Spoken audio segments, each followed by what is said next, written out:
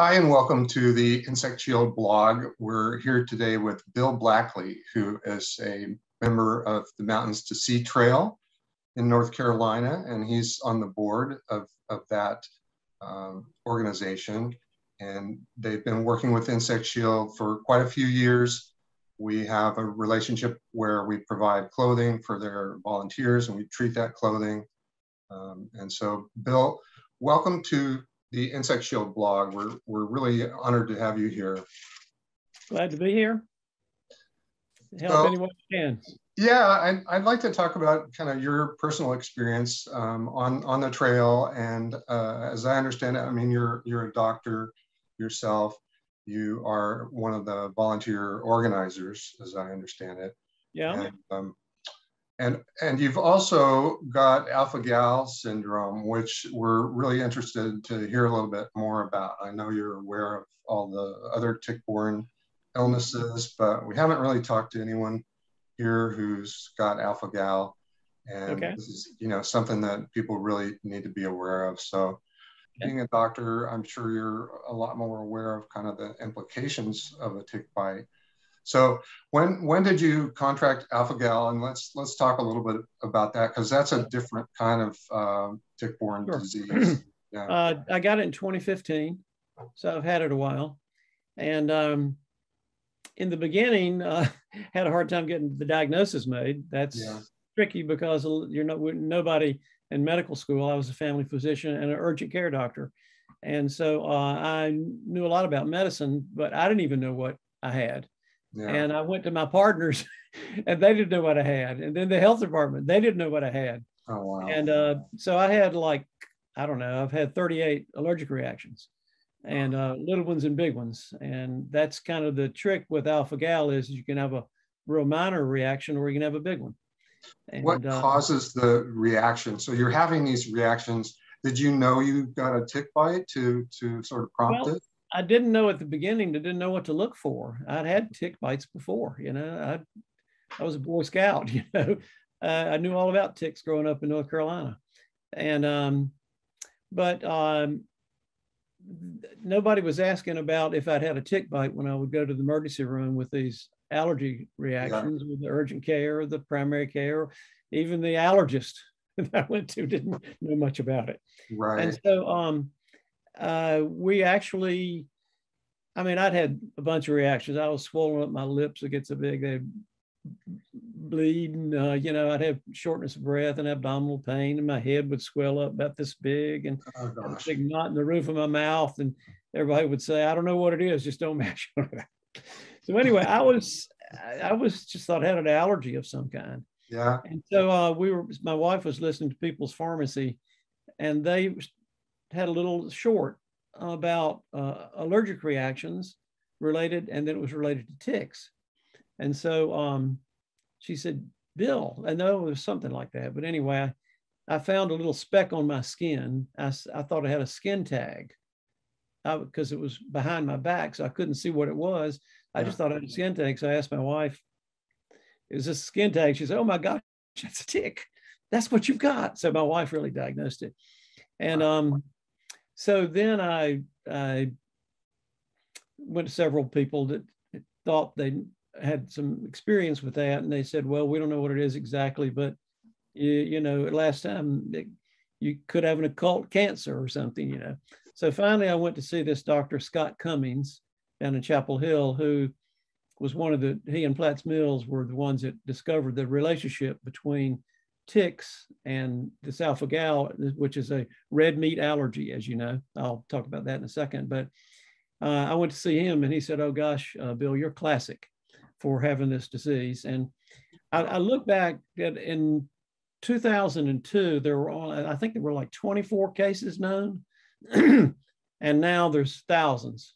24 in the country? Yeah. Yeah. Oh my goodness. So it was not known or wasn't here until they started. And of course nobody knew what they were looking for. And so the symptoms you might have, let me give you an example. The first symptoms I had were the profuse runny nose and to the point of bleeding. And then this big lump showed up in the roof of my mouth. My lips were puffy. And I bumped my head under the house, you know, working under the house, getting some stuff, and it swelled up like this big. And I just thought, gosh, what a terrible lump I have on my head from hitting my head on the rafter, on the beams under the house, you know. So he explained that this red meat allergy, what happened is million years ago or so, the higher order mammals were differentiated from the lower order mammals. So humans and chimps did not get this chemical called alpha-gal, but the lower order animals like deer and or rabbits, dogs, they kept this. It's a sugar, not a protein. That's what's a big difference between it and other allergies. It kept this sugar in their body, and so that when a tick then bites a deer, and this gets in his saliva gets this alpha-gal, and then he's floating around like a regular tick on the grass and the edges, and he bites a human. The human body recognizes that the alpha-gal is almost human, but not quite, and it mounts a major anaphylaxis reaction to try to get rid of this thing because he thinks it's dangerous. Yeah. And so basically what happens, any blood vessel in your body can start leaking after this happens.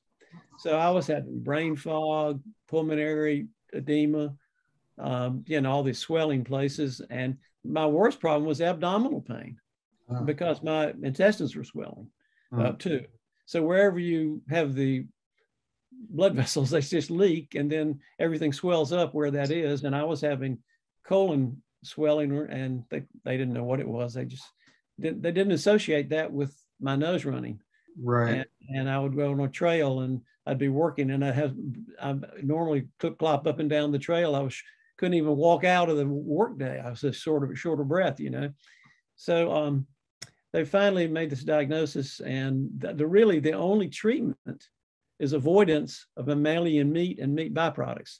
And that's where it's tricky because, yeah, you can avoid hamburgers and beef and pork and all those good things you like to eat, but on a package of food, it'll say all the ingredients, and it'll say milk. And okay, that's out right away because that's a byproduct for me.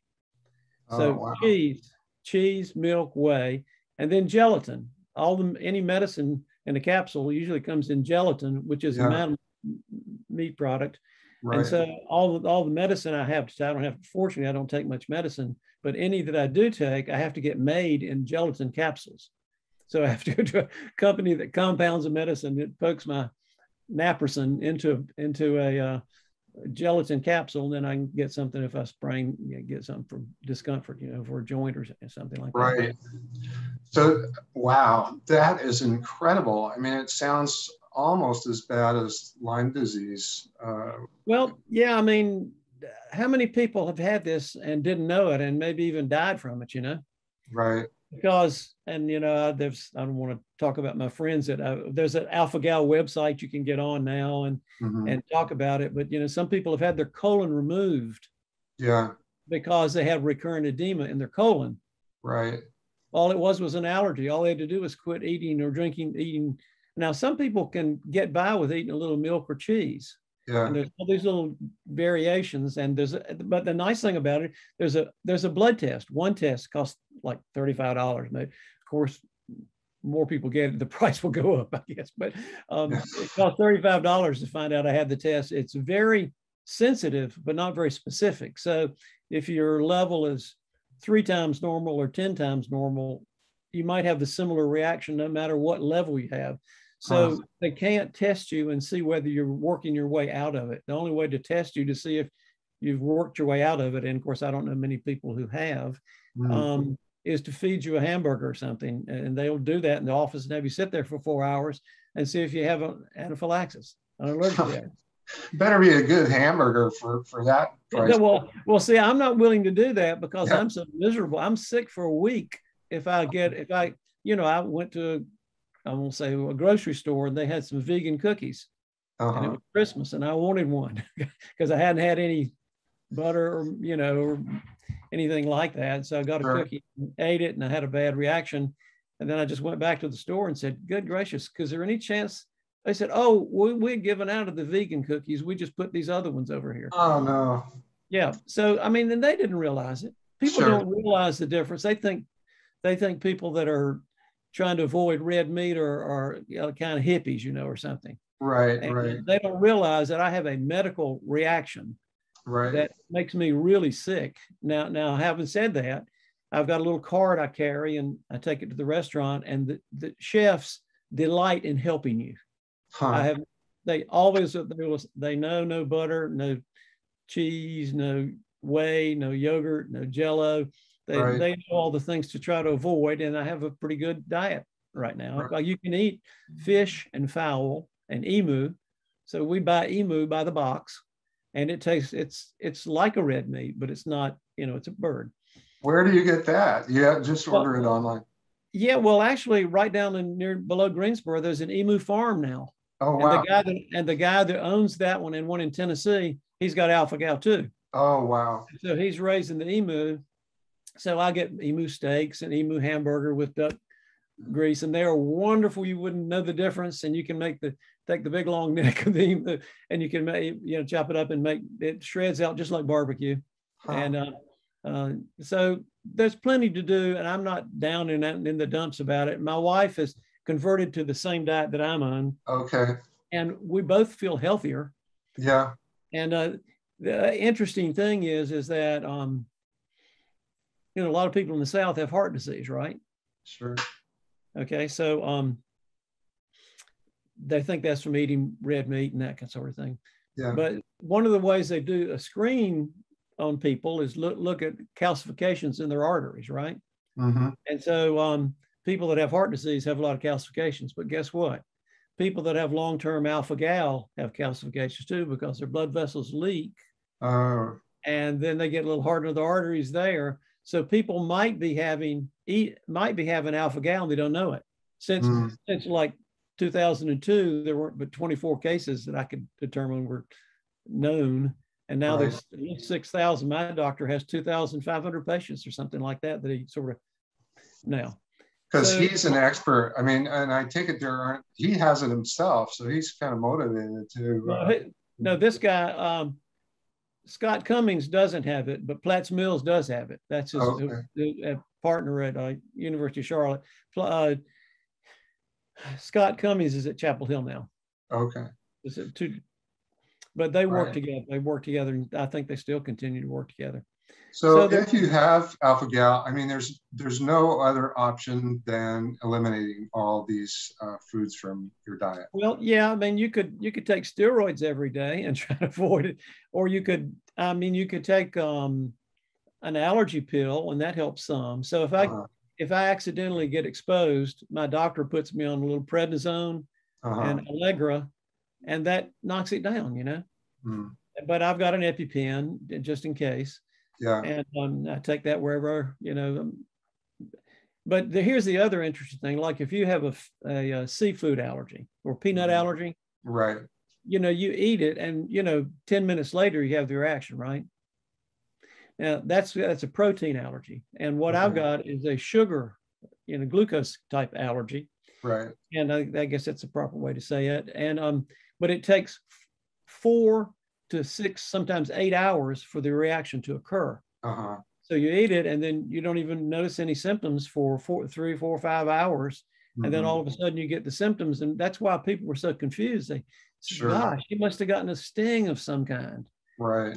So now that people know that it's 3 to 4 hours, 6 hours later, you can, if I've got it, if I start having a reaction, I know I've eaten something back then. And then I can go right away and take the prednisone and the Allegra, and since it's a mild reaction, that's what I do, and it treats it. So there's a website for this you mentioned. alpha-gal, and it's a private website, so you have to sign up to get on it. The best thing to do is talk to an allergist who knows the problem, and some allergists honestly don't know much about it. Yeah, I think it's getting more attention since it's not an infectious disease. The Center for Disease Control wasn't jumping on top of it because it's not an infectious disease. And there's plenty of trouble from Lyme disease and powassan and babiosis and spotted fever and Colorado tick fever. There's a bunch of tick diseases. Right. But usually when you get a tick bite, the tick doesn't have a disease. Yeah. I mean, most of the time you would not get one of these things. You have to watch for symptoms. But the unfortunate thing about alpha-gal is that once you got the tick bite, if it stays on you long enough, there's no treatment. Right. Once you got it, the main thing is if you see a tick on you, is to get that tick off there as soon as possible. Right. And or the better thing is to get some insect shield clothing. Yeah.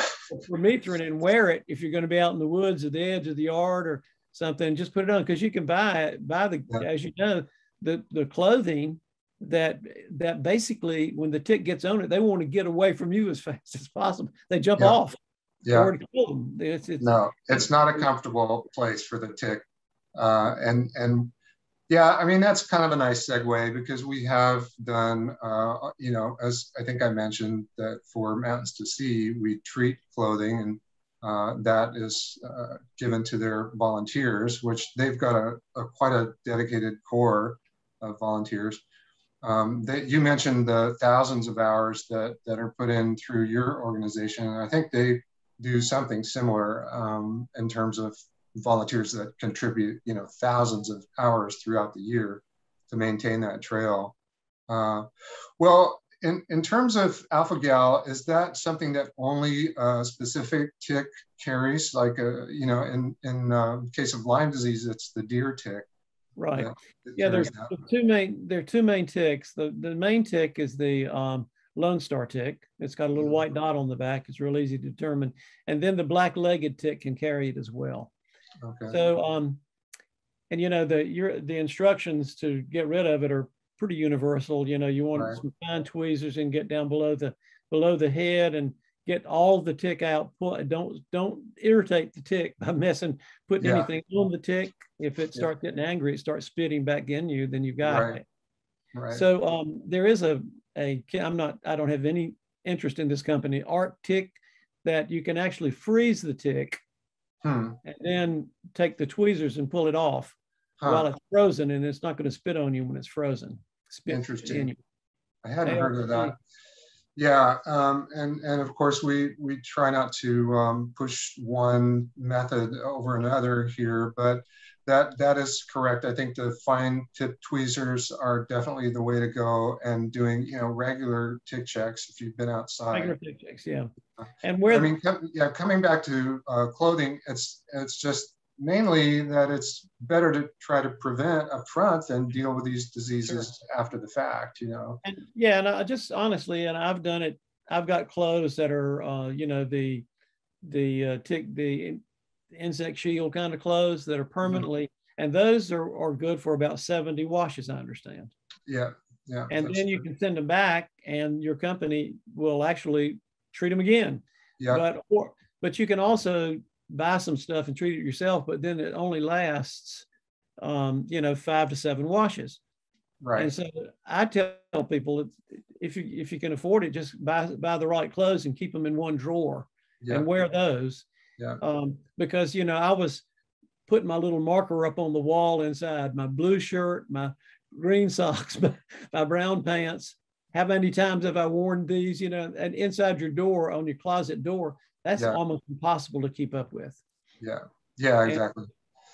So, and we do also offer a service where if you've got particular clothing or, heavy duty socks or whatever for your hiking, you can send those in to us, and we will treat them with the permethrin.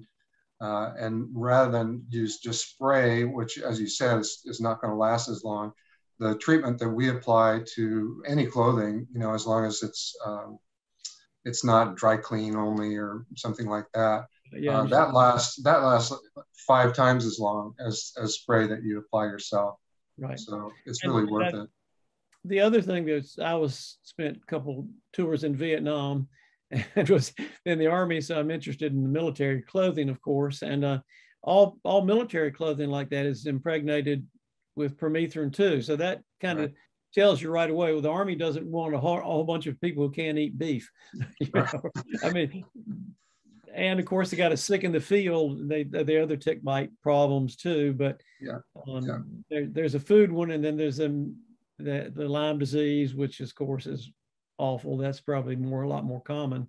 Right. And that's hard. Yeah, even Lyme, I mean, we're finding that these tick-borne diseases are not getting as much attention as, other diseases or cancer research. Funding is a big deal.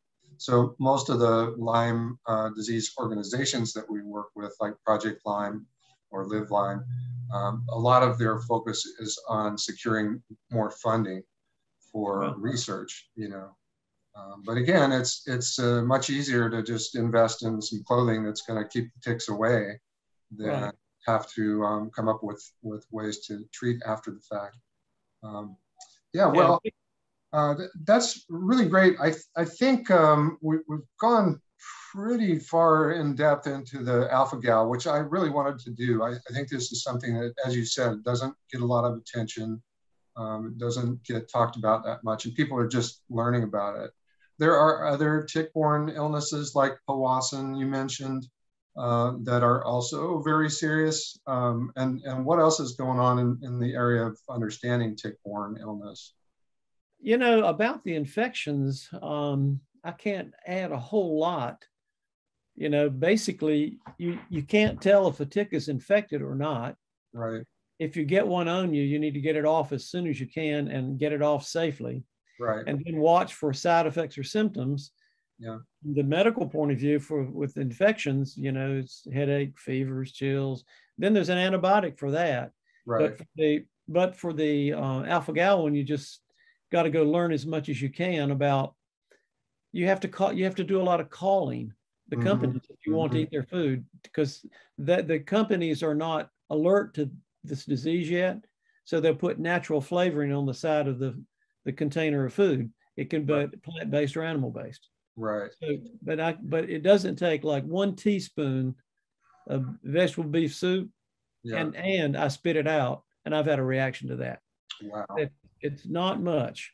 Yeah. And there's also carrageenan, which they put in non-milk in a non-dairy ice cream. But that carrageenan moiety looks a lot chemically like alpha-gal. So you still get a lot of the side effect. It looks like you've got alpha-gal attack when you eat that carrageenan. I think it's banned in Europe now, but because of GI bleeding. So I try to avoid things like that. The ticks that are carrying alpha-gal, you mentioned there are 2. Yes. And those are which? The Lone Star tick, which is real easy to identify, and then the black-legged tick. Okay. And just to put a little plug in for one of our partners, there's no monetary exchange involved here, but that is Tick Spotter through tickencounter.org, which is run by the University of Rhode Island. And if you are bitten and you remove that tick, don't destroy the tick, don't do anything else with it. Just take a photo of the top, and you can send that photo to Tick Spotters, and they will identify it for you. So that's another, kind of leg up on getting that diagnosis, is which kinds of ticks, might have given you a bite. Yeah, and of course there's so many different diseases in ticks, different kinds of ticks. You can also, I have a cell phone, and I take a picture of, if I see a tick or get a tick on me or see another tick, I can take a picture of the tick and then press net, and it'll tell me what kind of tick it is. Oh, wow. There's an app for that. There's an app for that. It came already loaded on my cell phone. Oh, you're kidding. I didn't know about that. Well, we'll put a link and mention that in the notes below the video here. Yeah. So I think we certainly appreciate your time on this, Bill, and your insight and your experience with the ticks and the alpha-gal. And as a big volunteer organizer, you're doing a lot out there in North Carolina, which is the home of Insect Shield, I might add. Oh, okay. So it's really great to talk to you. Yeah. And I'm not really a tick expert. This is just personal experience and what I've been able to research and learn about it. And my doctor who knows a lot about it. Scott Cummings knows a lot about it and can answer a whole lot of questions. And, you know, you have to, for instance, every vaccine that you take, you have to find out if it's got any meat products in it, because you don't want to take the wrong flu shot, you're sick. Or and when you go to the hospital, I've had a major surgery since all this happened, and I had to bring my own food into the hospital. Sure. Because they were concerned about it, and all the medicines had to be proofed for no animal products, you know, like heparin, for instance, you know. Yeah. And so it's a lot deeper than you think, but it's once you get on an easy plane, I mean, a comfortable plane, but then if something new comes up, you've got to do all the research again. Sure. Well, we'll put a bunch of links down below the video here so that people can refer those and find more info about alpha-gal, and also mountains to see, you know, if folks are out in the Greensboro area or where the trail is located, to get involved in some volunteering. So Bill Blackley, thank you so much for joining us on the Insect Shield blog today. You're welcome. Hope it helps somebody.